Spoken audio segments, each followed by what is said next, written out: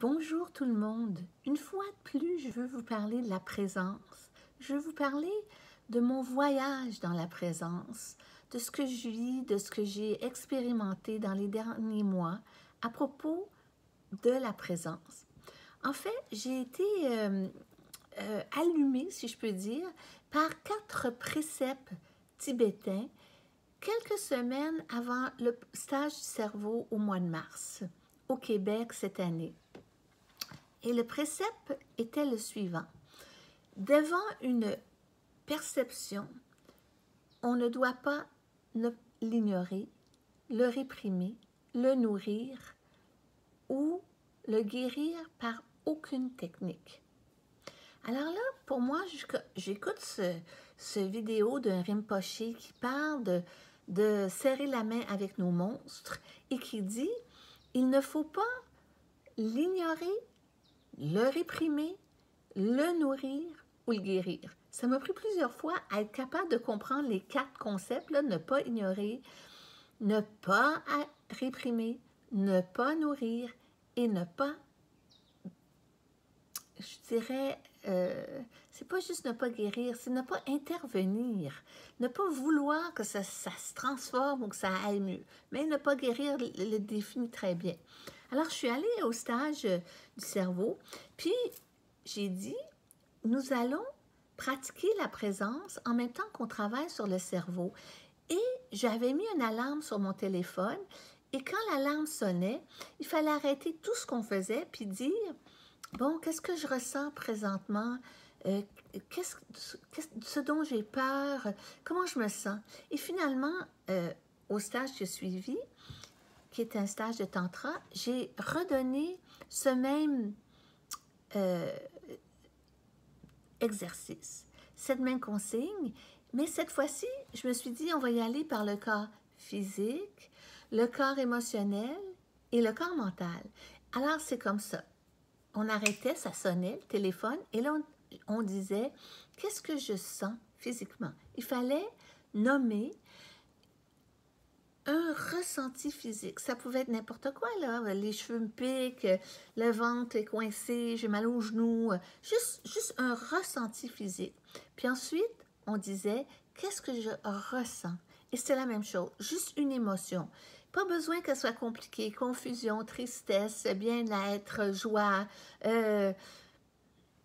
ennuyé, etc. Et après, il fallait aller au corps mental, celui qui croit, qui pense, qui a peur. Alors on disait, j'ai peur ou je crois que. Et une fois que les 3 ressentis étaient nommés, on respirait avec la respiration du parasympathique, où est-ce qu'on inspire 3 en gonflant la poitrine sur les côtés, en arrière, et on expire 6 en remontant le plancher pelvien, on envoie le nombril vers la colonne vertébrale, ferme les côtes, et on inspire à nouveau 3, on expire 6, on inspire 3, on expire 6. Puis, 1 heure plus tard, l'alarme revenait, on était en train de faire un exercice ou étudier un concept sur le cerveau, et on arrêtait tout et on disait, OK, quelles sont mes 3 perceptions maintenant? Et je l'ai refaite au stage du cerveau en France. Je l'ai refaite au stage du tantra à mon retour au Québec. Et j'ai été vraiment impressionnée par ce que ça a donné, ce que ça a permis de développer au niveau des perceptions, mais surtout de la présence.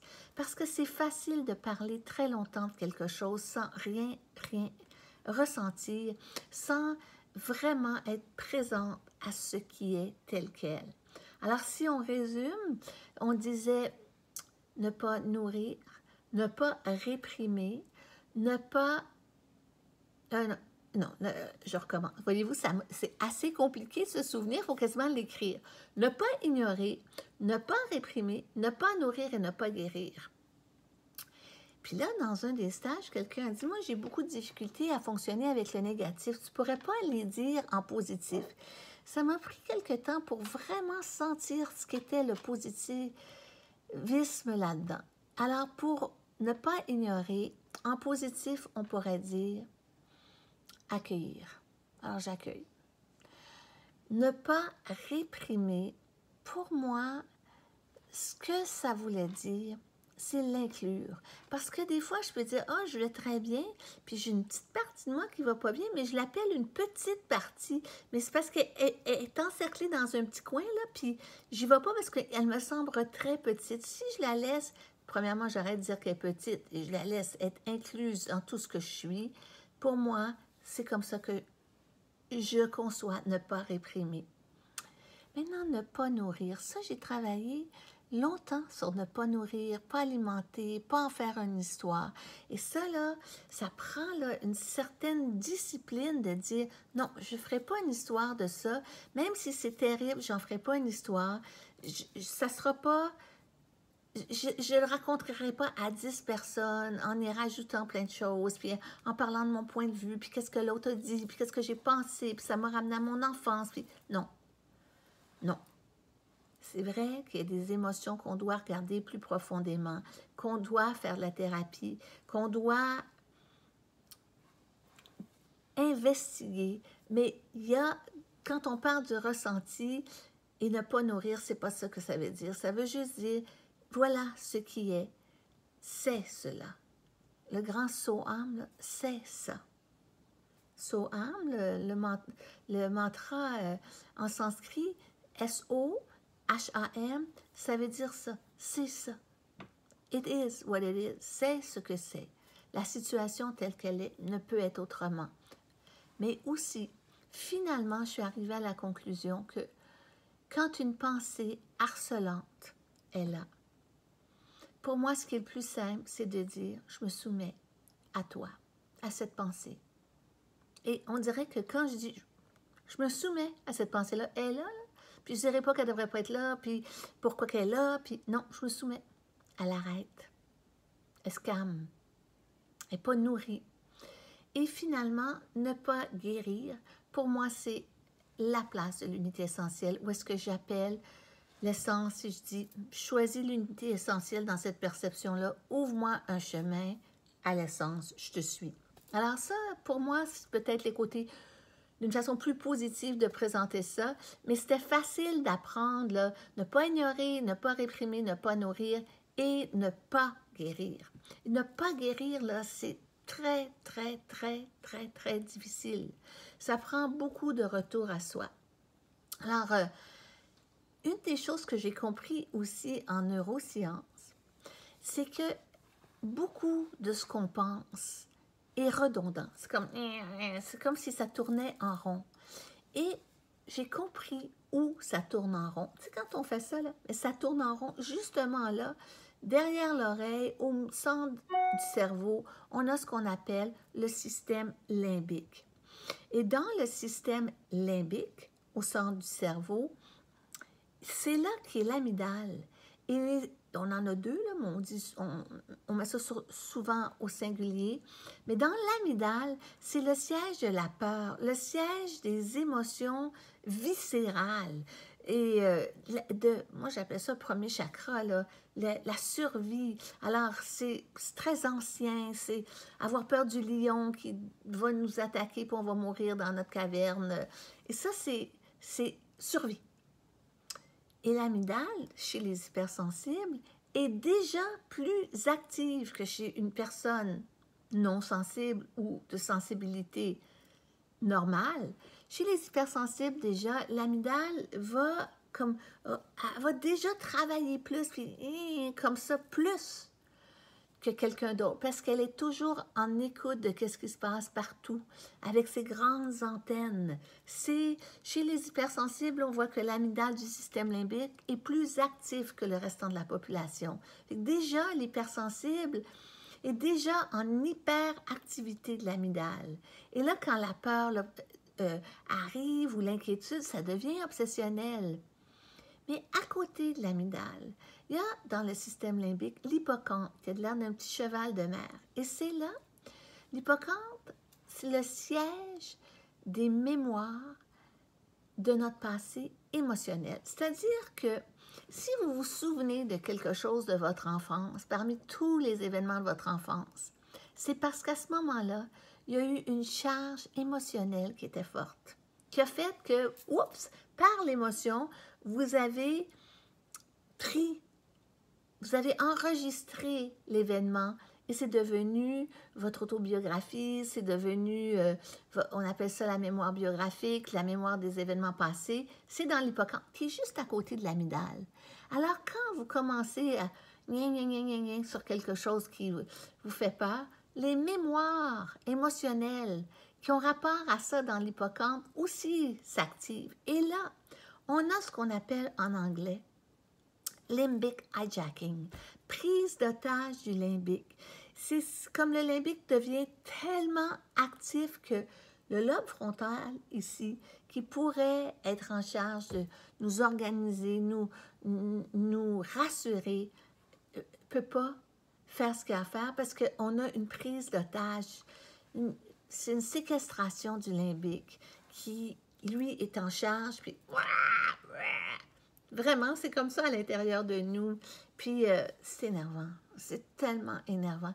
Et il y a toutes sortes de trucs en neurosciences pour être capable de calmer cette prise d'otage du limbique. Et une des façons, c'est de nommer le ressenti, de nommer l'émotion, un échantillonnage. Et moi, je trouve que ces deux concepts-là de neurosciences, de l'échantillonnage et l'arrêt aux perceptions suggérées par le bouddhiste tibétain, se complètent. Parce que pour dire qu'est-ce que je sens, il faut que j'arrête, là, que je nourrisse pas, que je réprime pas, que j'ignore pas, puis que je ne vais pas guérir, puis que je vais juste nommer. Alors, si je nomme, qu'est-ce qui se passe dans le limbique? Et que en nommant, ça force le frontal à rentrer en activité. Et ça calme le limbique, ça calme la prise d'otage du limbique. Je trouvais que ces deux informations-là qui me sont arrivées en même temps se sont complétées main dans la main et ont formé vraiment une façon très belle de pouvoir calmer, vraiment calmer profondément la prise d'otage du limbique. Il y a toutes sortes d'autres techniques comme mettez-vous à compter de 100 jusqu'à 1. En vous mettant à compter, vous allez être obligé d'enclencher le processus du lobe frontal. Mais une autre façon aussi, c'est en neurosciences, pour arrêter cette prise d'otage du limbique, c'est de rétrécir la peur. Mais moi, quand je m'arrête puis que je nomme mon ressenti, que je nomme j'ai peur de, je la rétrécis. Je la rétrécis au lieu que ça devienne une vérité, c'est juste un ressenti du corps mental. Alors, il y a le ressenti du corps physique, qu'est-ce que je sens physiquement, le ressenti du corps émotionnel, qu'est-ce que je ressens, juste un ressenti, et du corps mental, ce dont j'ai peur, qu'est-ce que je crois. Alors, on va le faire ici 2 minutes. Essayez, il ne faut pas que ça soit là comme « oh, il faut que je médite là puis que je comprenne ». Non, non, non. Je veux juste être consciente de ce que je ressens. Alors maintenant, qu'est-ce que je ressens au niveau physique? Une sensation physique. Ça peut être un mal de tête, mal d'épaule, coincement dans la gorge, le ventre. C'est pas important. Un ressenti physique. Je le nomme dans ma tête. Ah, ensuite, un ressenti émotionnel. Qu'est-ce que je ressens? Ça va être la tristesse, la joie, la confusion, le désespoir, la liste est longue. Et si vous êtes vraiment incapable de nommer une émotion, vous pouvez aller à la fin du livre de l'ADN démystifié, dans l'annexe 4, il y a comme 1000 émotions qui sont cataloguées. Ensuite, qu'est-ce que je ressens au niveau mental? J'ai peur de, je crois que... Alors, vous nommez au niveau mental. Alors, maintenant, vous avez un ressenti physique, un ressenti émotionnel, un ressenti mental. Et on va commencer notre méditation du parasympathique. Alors, videz l'air des poumons. Inspirez en ouvrant la cage thoracique en arrière. 2, 3. Expirez 6, 5, 4. On remonte le plancher pelvien. 2, 1. On inspire en ouvrant en arrière les ailes des reins. 1, 2, 3. 3. Et on expire en remontant tout, 6, 5, 4. On ferme les côtes, 2, 1. On ouvre comme une fleur, 1, 2, 3. Et les pétales se referment, 6, 5, 4, 3, 2, 1. Et là, on retourne à ce qu'on fait. On ne commence pas à analyser et l'écrire dans notre journal, c'est quoi mon ressenti. On veut juste apprendre la présence, apprendre à, non pas juste être capable de dire, OK, j'accepte ce qui est tel quel, mais je ressens ce qui est tel quel dans le moment qui est maintenant. Et cette acceptation-là, il faut s'assurer qu'elle est tellement humaine, c'est pas du renoncement, accepter ce que je ressens. Moi, j'ai travaillé fort sur ça, ne rien vouloir, travailler, c'est une façon de dire, j'ai exploré beaucoup l'affaire de ne rien vouloir, choisir juste l'unité essentielle. Je reviens continuellement à ça. Et maintenant, ce que ça m'arrive à comprendre, c'est qu'au lieu de mettre une intention comme on faisait avant, que je choisis même si, ou je choisis l'abondance même si j'ai peur d'être pauvre, ou je choisis la santé, puis on est toujours en train de vouloir toutes les choses positives. Dans le fond, je me rends compte, en astrologie, on appellerait ça très jupitérien. On veut que ça soit gros, que ça aille bien, on veut toujours que ça aille bien, mais c'est normal qu'on veut toujours que ça aille bien. Mais quand ça va mal. Mais moi, ce que j'aime mieux, c'est choisir de rester en unité essentielle pendant que je vis ma vie et que les choses arrivent telles quelles. Ce que j'ai vu avec le ressenti, c'est que ça m'a rapproché de moi-même en faisant cet exercice-là du ressenti. Et maintenant, j'ose créer. J'ose créer à partir du ressenti. Je me sens très mal dans cette situation. Je suis avec mon ressenti. Je reste unie à mon essence. Et dans ça, je choisis de rester unie à l'essence. Je continue de choisir ça, je continue de choisir ça. Et finalement, je crée. Je crée ce qui est essentiel. C'est comme si au lieu de juste demander à l'essence, sois avec moi maintenant, dans cette situation-là, c'est moi qui dis, je suis avec mon essence pendant que mon essence est avec moi, puis ensemble on crée. Et c'est une place très, très, très, très différente de la manifestation. C'est très subtil, il y a une grande sagesse, il y a beaucoup, beaucoup de présence au ressenti. Alors, je ne suis pas en train de créer à partir d'un ressenti, je suis en train de créer à partir d'une place très, très juste à l'intérieur de moi. Et je crée très peu parce que la plupart du temps, juste rester unie à l'essence, pour moi, ça me comble complètement. Mais il y a des moments où je dois intervenir. Et quand je dois intervenir, ça vient d'un sentiment de justesse à l'intérieur de moi. Et c'est comme ça que je peux accepter ce qui est tel quel sans tomber dans le renoncement. J'avoue que c'est un peu subtil, là, ce dont je vous parle, mais essayez de choisir que votre manifestation soit l'unité essentielle à tout moment.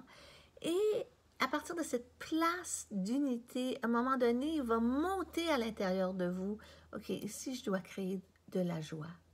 Ou ici, je dois créer de la protection. Et vous n'êtes pas en prière, vous n'êtes pas en attente, vous avez créé la protection. Il y a comme une certitude qui est là, parce que ça arrive d'une place qui n'est pas l'ego. Et bon, ça a l'air tellement simplet de dire que ça arrive d'une place qui n'est pas l'ego, mais vu que mon intention, c'est pas de créer de la joie, mon intention, c'est d'être unie à l'essence. Mon attention est sur mes perceptions, ma présence est constante. Et de là, si émerge le besoin de créer quelque chose, c'est tellement profond qu'il n'y a pas d'histoire.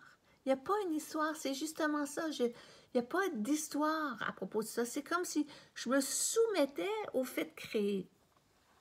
En tout cas, on va continuer d'explorer la manifestation qui s'est transformée beaucoup, on le sait, depuis 2012. Ça se fait plus comme avant. Pour moi, la pensée magique que je dois créer, la richesse, l'amour et tout ça, pour moi, comparé à l'unité essentielle, c'est rien. Pour moi, la plus grande joie, c'est quand je sens que je suis unie à mon essence. Parce que là, je suis unie à mon essence ici, ailleurs, dans le cosmos. Je fais partie d'une grande unité cosmique. L'essence, c'est la goutte dans l'océan qui se nourrit de l'océan et alimente l'océan par son expérience. Alors, c'est comme un échange qui se passe. Ça me porte. L'unité essentielle me porte et m'ouvre maintenant des nouvelles places de création. Et peut-être que j'ai de la misère à l'expliquer clairement parce que c'est nouveau. Mais ça vient d'une force tranquille. Je voudrais juste reprendre aussi, avant qu'on termine, l'histoire de inspirer en ouvrant les côtes, le cœur. J'ai réalisé que si j'inspire en voulant ouvrir la cage thoracique, le cœur, et que j'ai pas la force des reins derrière, ça tient moins bien. Alors quand j'ouvre là sur les côtés, j'ouvre les côtes en arrière, mais les reins sont ici à la base des côtes. Hein. C'est beaucoup plus haut que la taille. C'est à la base des côtes et quand même assez proche de la colonne vertébrale. Et j'imagine que les reins ouvrent comme ça, j'inspire et j'ouvre la cage thoracique et après les reins, et j'inspire et ça revient tout vers le centre. Je me sens que lorsque j'ai un stress, si les reins ne sont pas présents, j'attends encore d'être sauvée. Si mes reins rentrent à l'intérieur de moi qui contribuent à la présence, à mes perceptions, je suis là, je suis très là. J'ai beaucoup de gratitude présentement avec cette prise de conscience sur les perceptions, sur la présence, parce que j'arrive de vacances présentement et je vis des très beaux moments à la mer. Mais cette présence que j'avais pratiquée avec toutes sortes de perceptions, quand c'est dans la beauté, c'est la même présence. J'ignore pas la beauté, je la réprime pas, je la nourris pas, je suis pas en train de dire « Ah, c'est beau, c'est beau, c'est beau » tout le temps « Oh mon Dieu », puis ou essayer de la retenir. Je suis là. Et c'est Soham, c'est ça.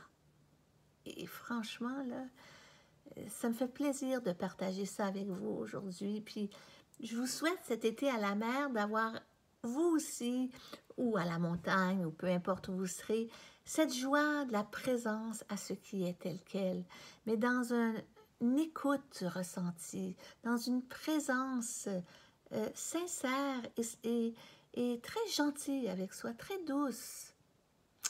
Alors, sur ce, je vous quitte. Namasté.